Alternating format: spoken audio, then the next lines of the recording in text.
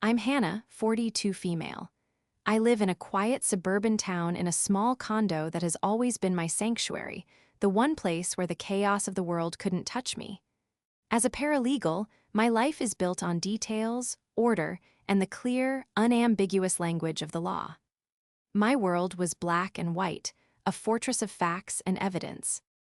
That fortress came crashing down the day my own brother used our mother's fading mind as a weapon against me, locking me out of her life with a single, devastating signature. Before this story unfolds, I'd love to connect with you.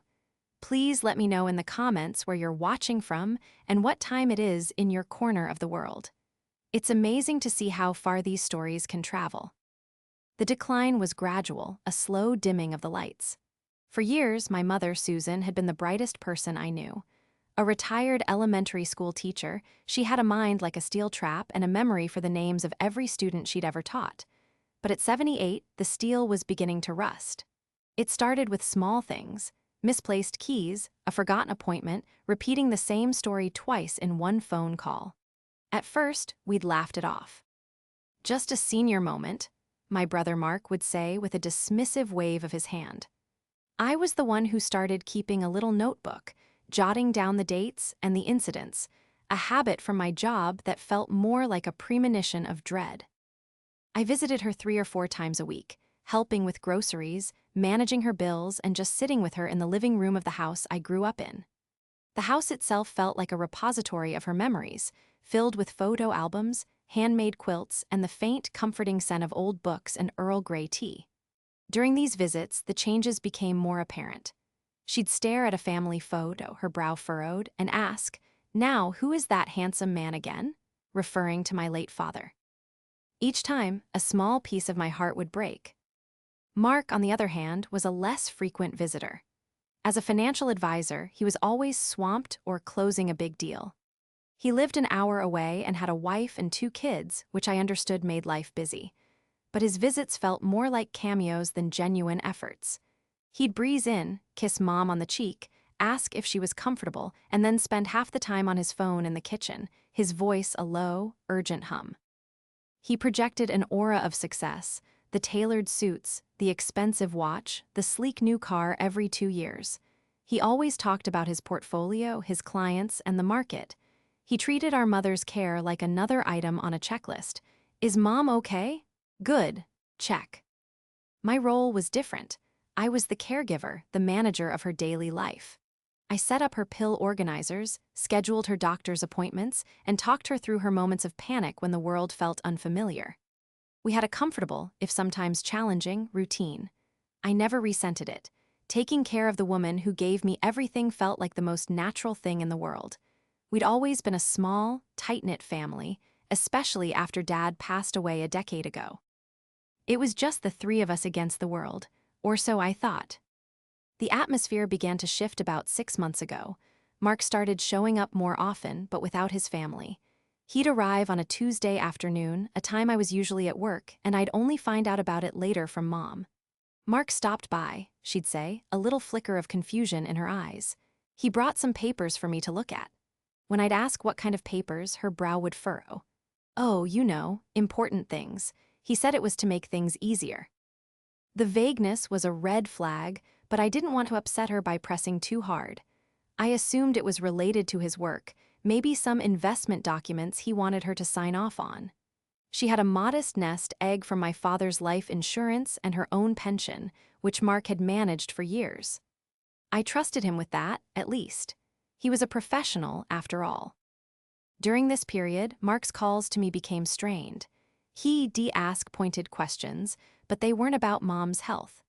"Has Mom seemed worried about money lately?" he'd ask. "Has she mentioned wanting to simplify her finances?" I told him she hadn't, that her primary worries were about whether she'd remembered to water her plants or if her favorite show was a rerun. But he kept pushing this narrative that Mom was feeling overwhelmed by her financial affairs, a problem that had never once come up in my daily conversations with her. He began to subtly undermine my role.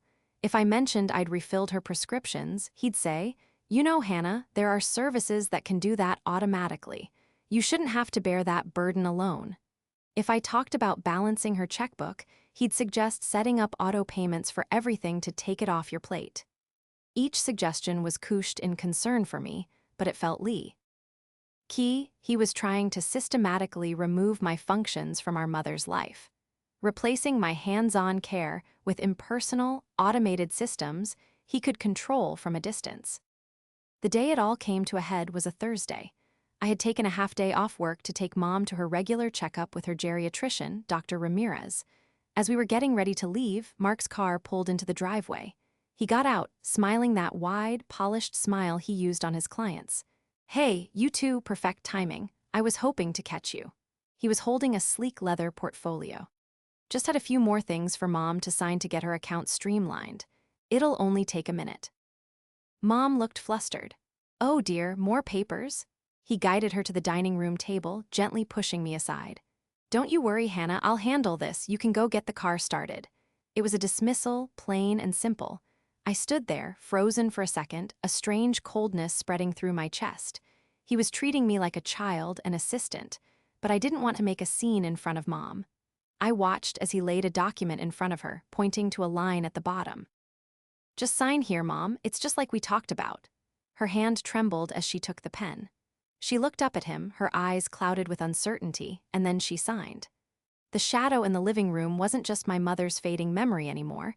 It was my brother, and he was casting a very long, very dark one over all of us.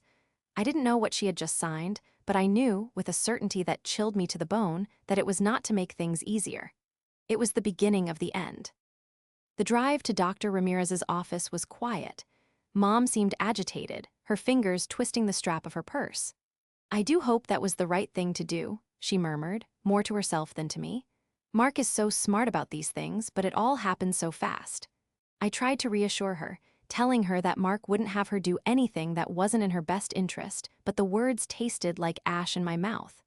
My mind was racing, trying to piece together the events of the last few months.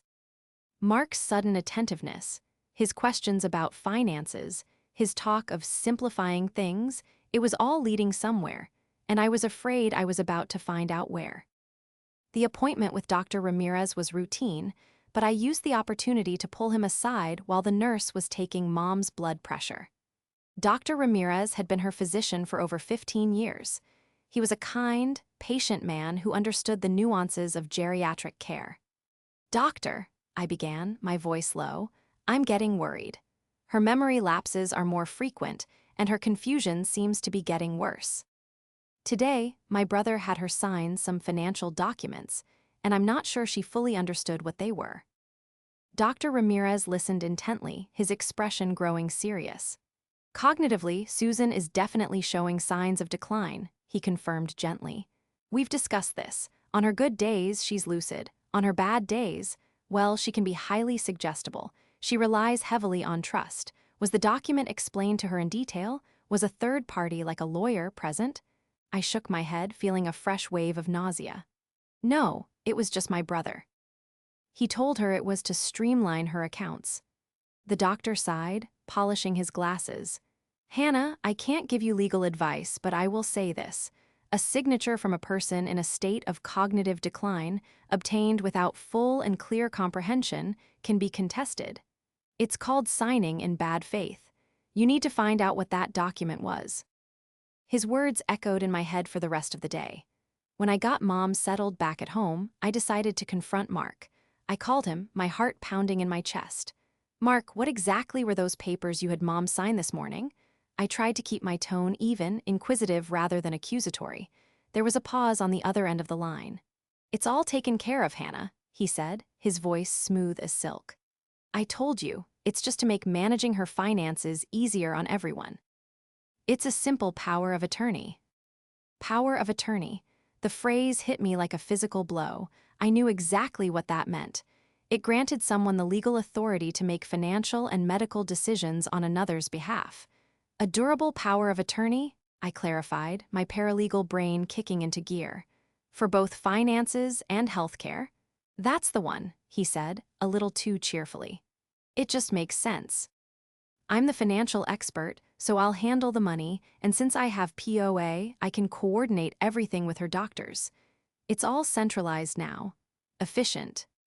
A cold dread was seeping into my bones. "And who is named as the agent, Mark?" I asked, though I already knew the answer. "Me, of course," he said. "And what about me? Am I named as a co-agent or a successor?" The silence on the other end of the line was my answer. It stretched for a full 10 seconds before he finally spoke, his voice losing some of its polish. "Look, Hannah, Mom and I discussed it. She felt it was better to have one person in charge to avoid any confusion or disagreements. It was her decision. She didn't want to put you in a position where we might argue over things." "Her decision," I repeated, my voice rising despite my efforts to control it. "Mark, she can barely decide what to have for lunch. She signed it because you told her to. You took advantage of her confusion." His tone turned sharp and defensive. "Don't you dare accuse me of that. I am trying to protect our mother. You're emotional, Hannah. You're too close to it. This requires a level head, and frankly, I'm the one better equipped to handle these pressures." Mom agreed. He claimed she agreed, but I knew my mother. Even in her foggier moments, she was a woman who believed in fairness.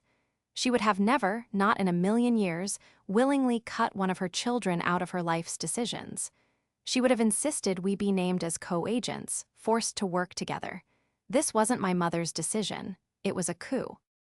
Mark had isolated her, fed her a narrative of simplicity and ease, and then pushed a legal document in front of her that effectively gave him total control. I was no longer her daughter in the eyes of the law. I was a bystander.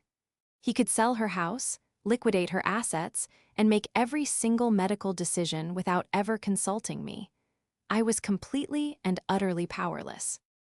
I hung up the phone, my hand trembling so badly I could barely hit the screen. The cozy little condo that had always been my sanctuary suddenly felt like a cage. I paced the floor, a storm of anger, betrayal, and grief raging inside me. My own brother. The boy I'd taught to ride a bike, the man who stood beside me at our father's funeral, had just staged a legal ambush. He hadn't done it to protect our mother. He'd done it for control.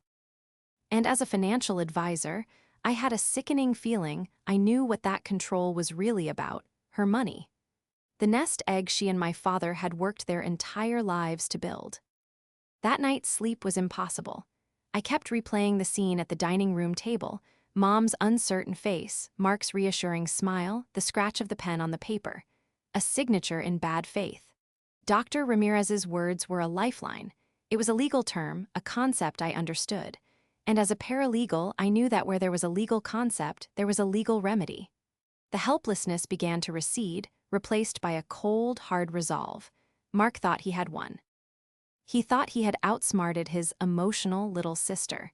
He thought he could hide behind a piece of paper. But my entire career was built on understanding paper. He had no idea who he was dealing with. He had started a war, and I was going to finish it. The days following my phone call with Mark were a study in cold, calculated exclusion. When I called the bank to inquire about a recent withdrawal from Mom's account, something I had done for her for years, the branch manager politely informed me that she couldn't speak to me. According to the updated file, all inquiries must be directed to the power of attorney, Mr. Mark Thompson, she said, her voice dripping with corporate protocol. I felt a flush of humiliation.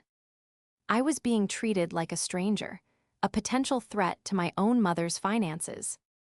When I tried to speak to one of Mom's specialists about an upcoming procedure, the receptionist gave me the same line.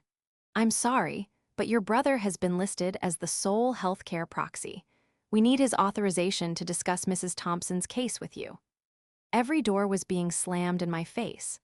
Mark had been ruthlessly efficient, sending copies of the POA to every institution connected to our mother's life, effectively building a wall around her that I couldn't penetrate.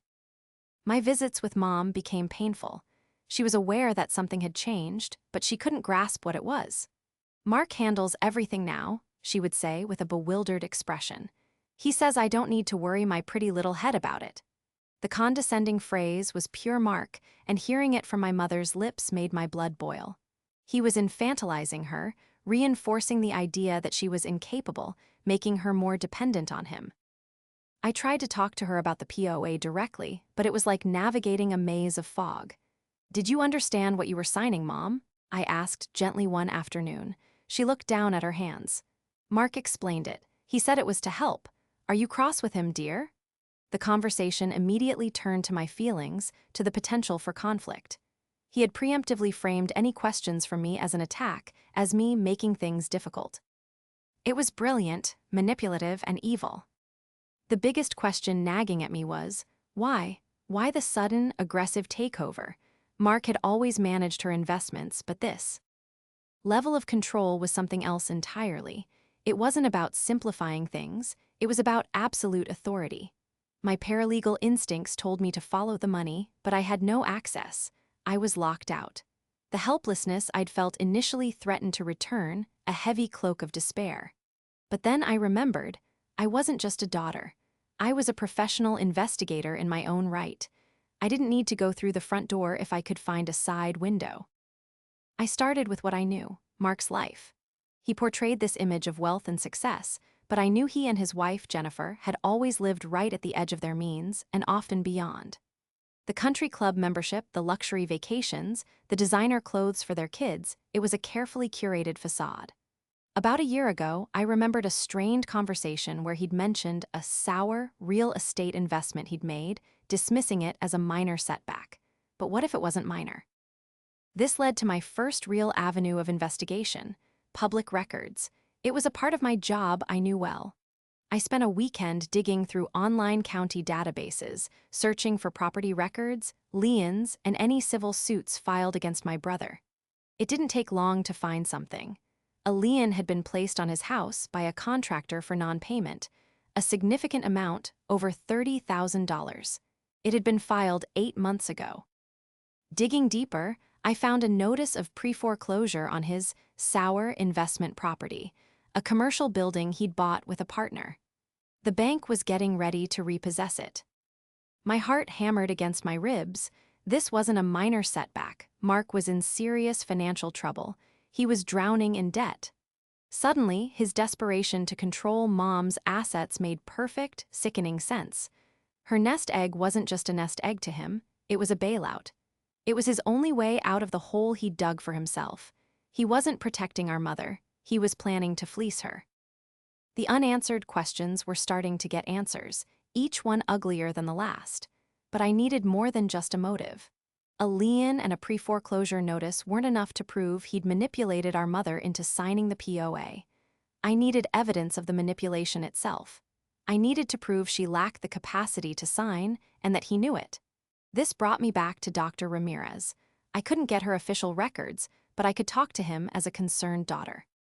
I made an appointment to see him alone, framing it as a discussion about her ongoing care needs. I recounted what I had found about Mark's financial problems, not as an accusation, but as a source of extreme stress that could impact the family. I then carefully steered the conversation back to the day the POA was signed. "Doctor," I said, "on the day she signed that paper, we were on our way to see you. You noted her confusion that day. Has there ever been a formal cognitive assessment?" Dr. Ramirez nodded gravely. "Yes. I administered a mini-mental state examination about a month before that. Her score was low enough to indicate moderate cognitive impairment. I sent a letter to both you and your brother with the results and recommended a follow-up with a neurologist." I froze. A letter? I never received a letter. "I sent it to your mother's address, addressed to both of you," he said, pulling up his records on the computer. "I can confirm it was mailed." Of course. Mark had been visiting more often then. He must have intercepted it. He knew. He had a medical assessment in his hands stating our mother was cognitively impaired, and he had her sign a legally binding document anyway. This was the smoking gun. He didn't just suspect she was confused. He had medical proof of it and deliberately hid it from me. The last unanswered question was about the document itself. A POA needs to be notarized. Who was the notary? A friend of his? Someone from his office who would look the other way? I needed a copy of the document. I knew that in our state, a durable power of attorney didn't have to be filed with the court unless it was being used in a real estate transaction. But maybe he had filed it just to make it seem more official. It was a long shot, but I headed to the county courthouse the next day. I searched the public records, my fingers flying across the keyboard. Nothing, He hadn't filed it. I left the courthouse feeling a pang of disappointment, but as I walked to my car, an idea sparked. I had one more place to check. The notary. The notary's name and commission number would be on the document. If I could find out who it was, I could find them and ask them about the signing. But how could I see the document? He'd shown it to the bank, the doctors. I called the bank manager again. "Listen," I said, my voice firm and professional. "I am not contesting the POA at this time. However, for my own records as a direct family member, I need a copy of the signature page. I just need to see the notaris. Asian, can you provide me with a fax of just that page?" I was banking on the fact that a request for a single page for record keeping might slip through the cracks of their protocol. The manager hesitated, then sighed. "I can do that, just the signature page." A few minutes later, the fax machine in my office whirred to life. I pulled the paper out, my mother's shaky signature, Mark's confident one, and below it the notary's stamp and signature. The name was Jennifer Allen, my sister-in-law. Jennifer, my brother's wife.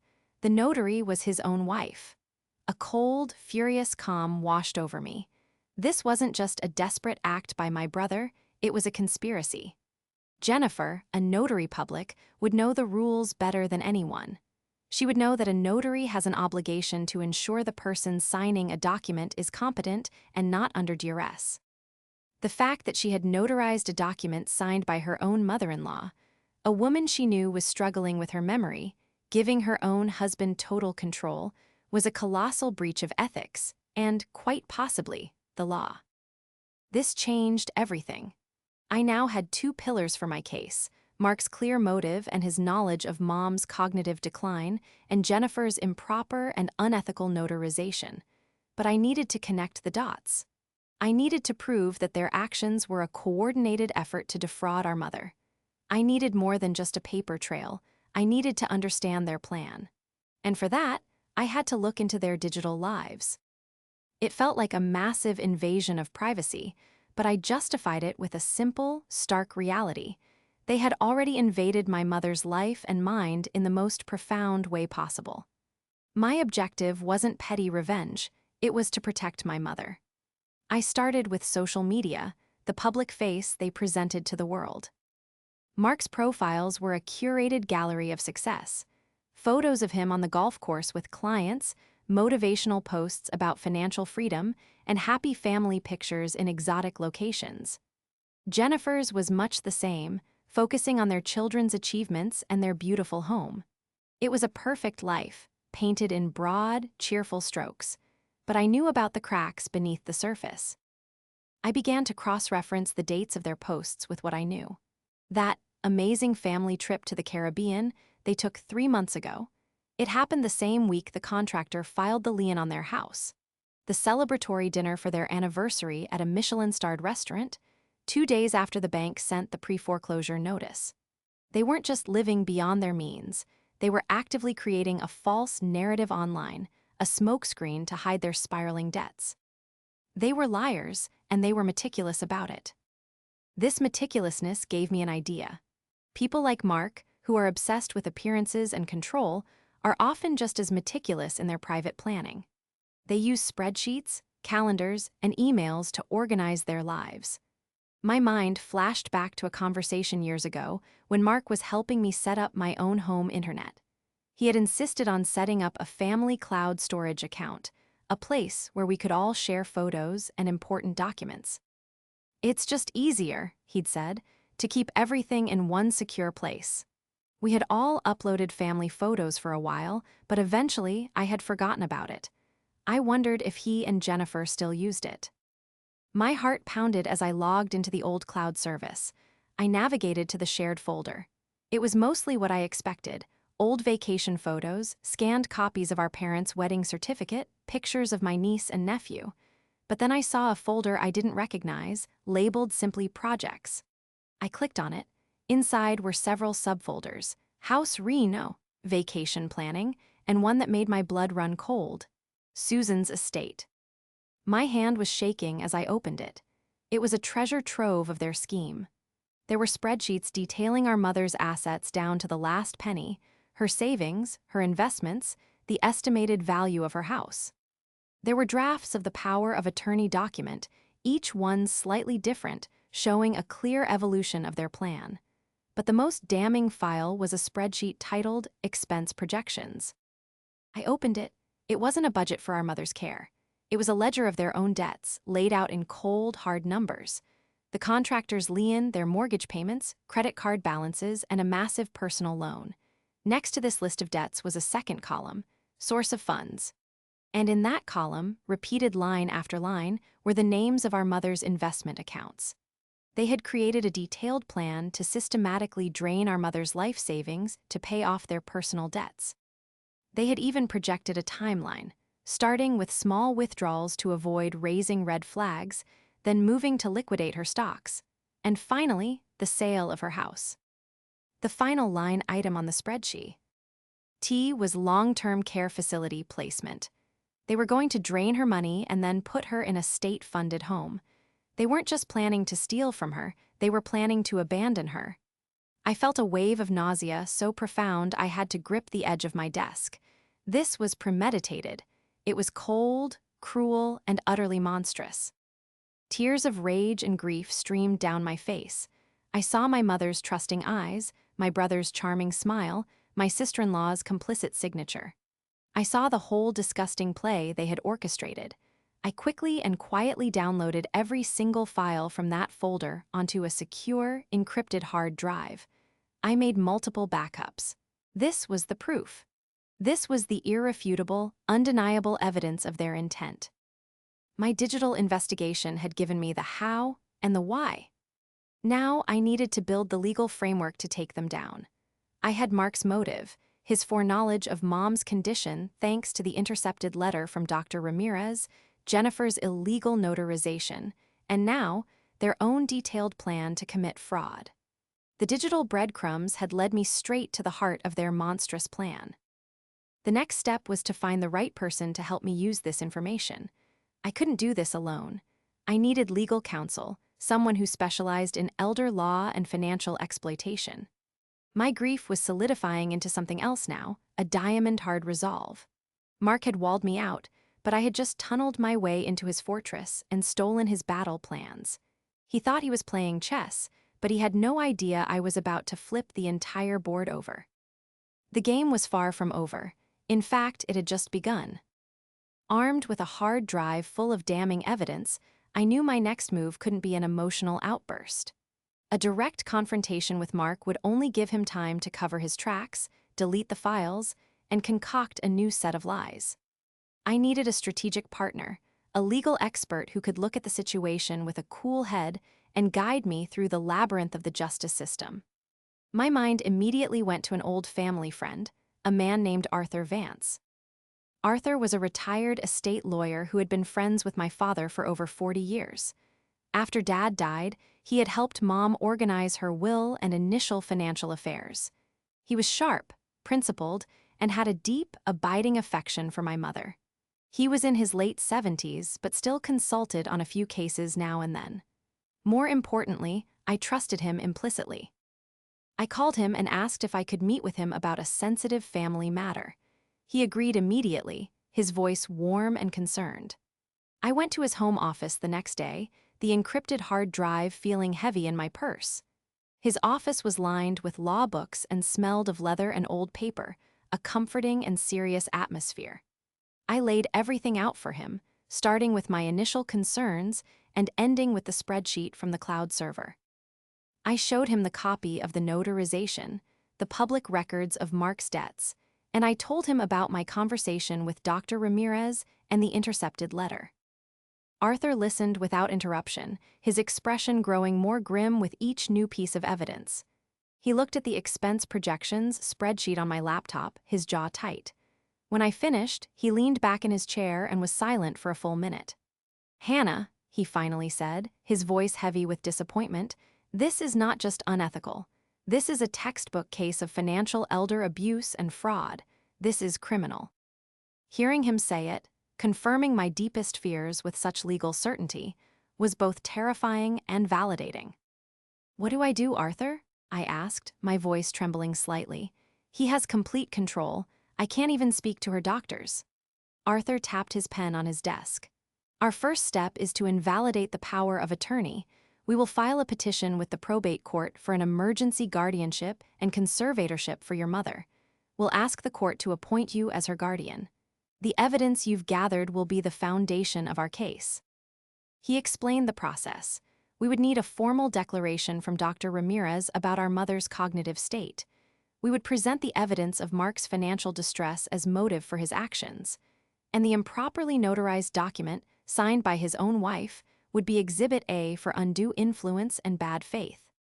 The cloud documents, he said, pointing to my laptop, are the nail in the coffin. It shows clear, premeditated intent to defraud.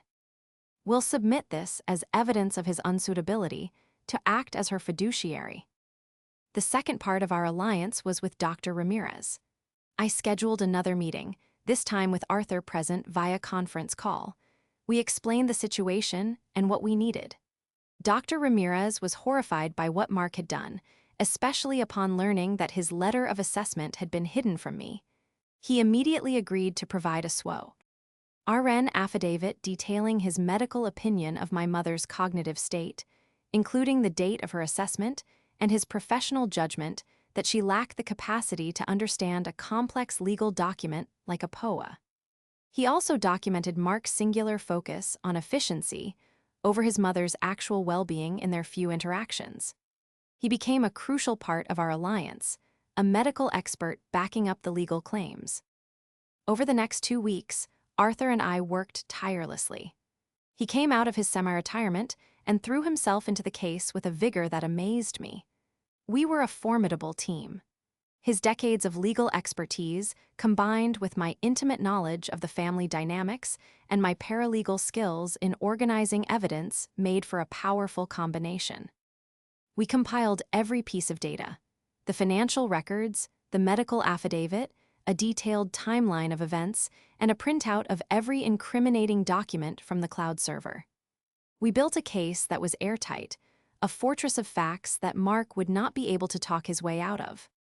During this time, I had to continue my visits with Mom as if nothing was wrong. It was the hardest thing I've ever had to do. I'd sit with her, holding her hand, while inside I was churning with a cold fury. Mark would call her while I was there, his voice oozing false concern.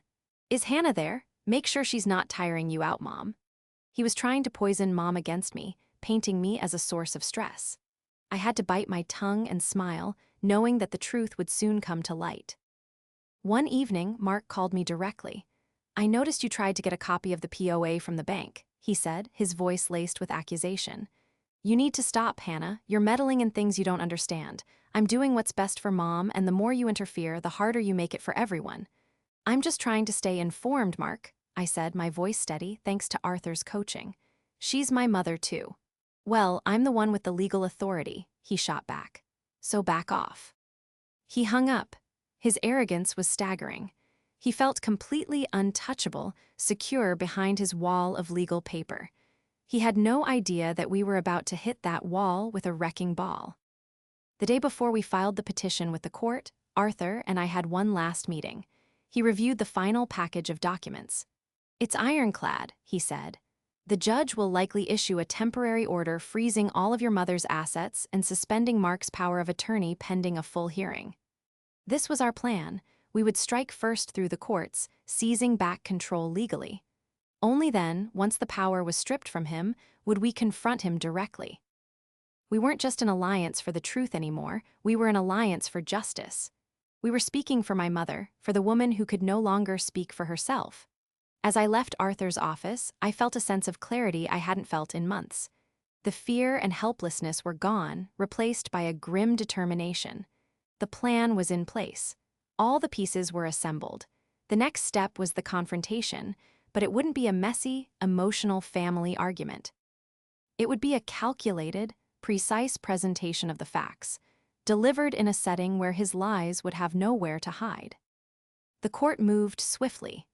Based on our petition and the overwhelming evidence, the judge issued an ex parte temporary order, just as Arthur had predicted.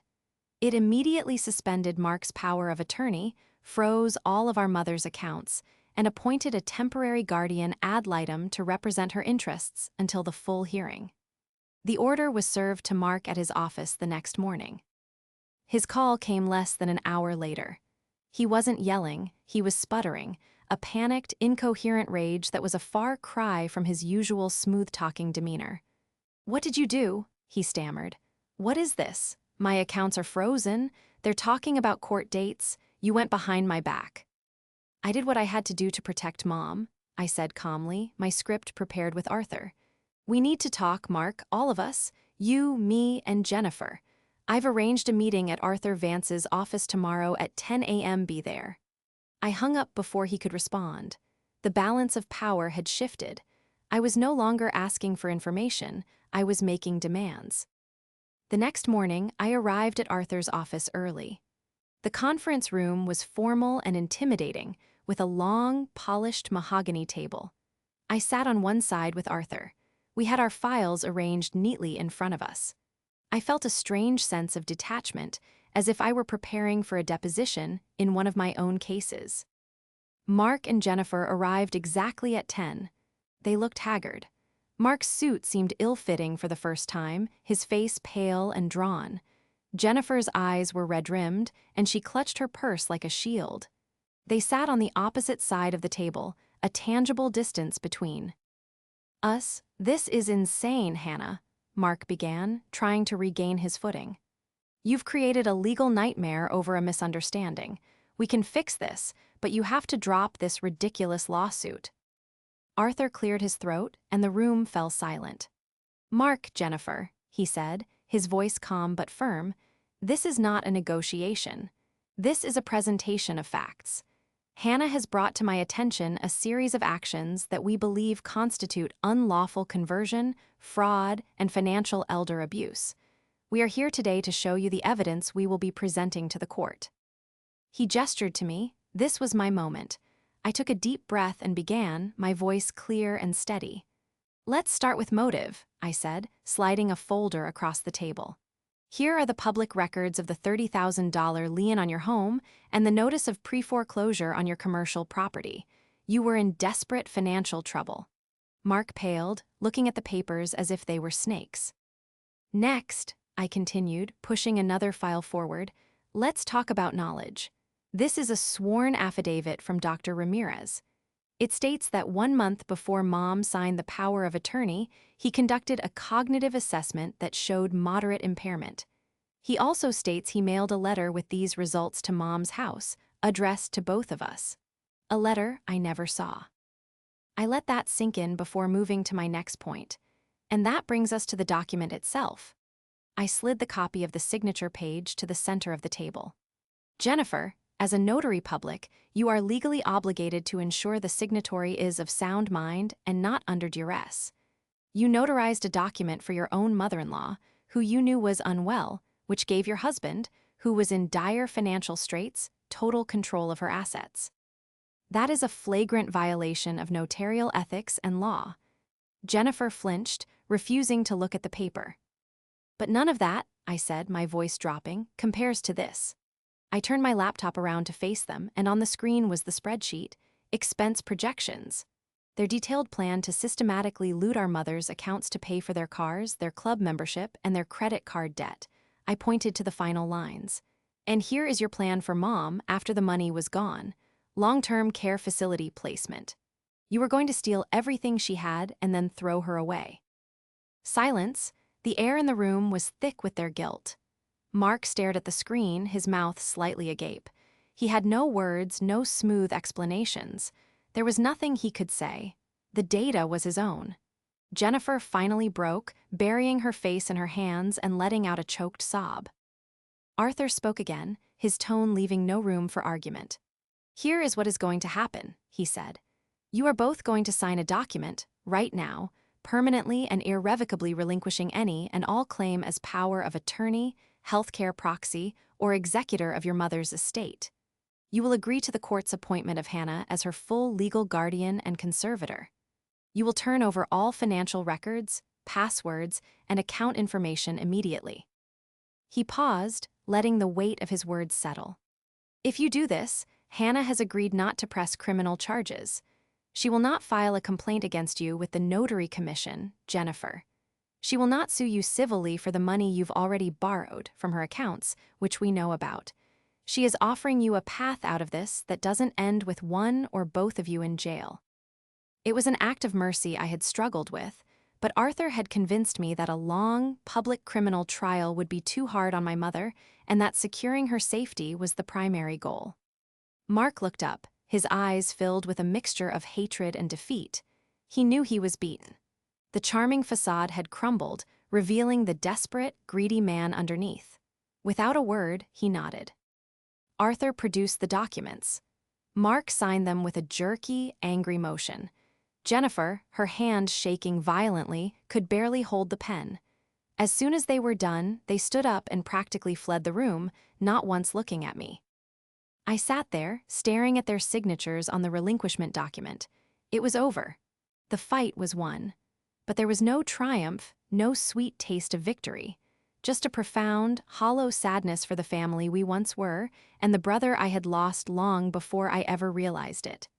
The final presentation was complete, and all that was left was to pick up the pieces.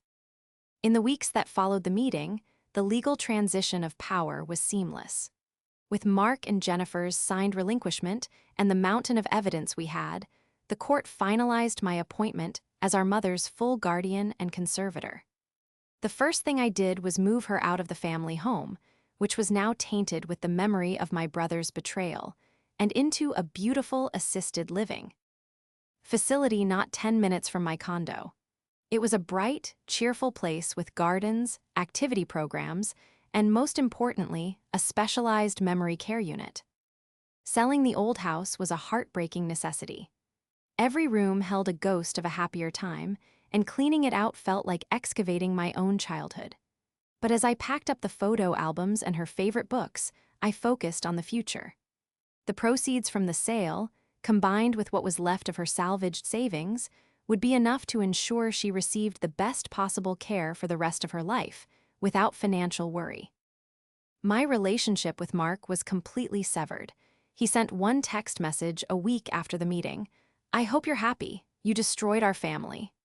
I stared at the message for a long time before deleting it without a reply. He was the one who had planted the bomb, who had lit the fuse. All I did was stop it from detonating and destroying our mother. He would never see that, and I had to accept it. He and Jennifer moved away a few months later, forced to sell their own house to cover their debts. I heard through the grapevine they had relocated to a different state, likely to start over and build a new facade. I felt nothing but a distant pity. My life settled into a new routine.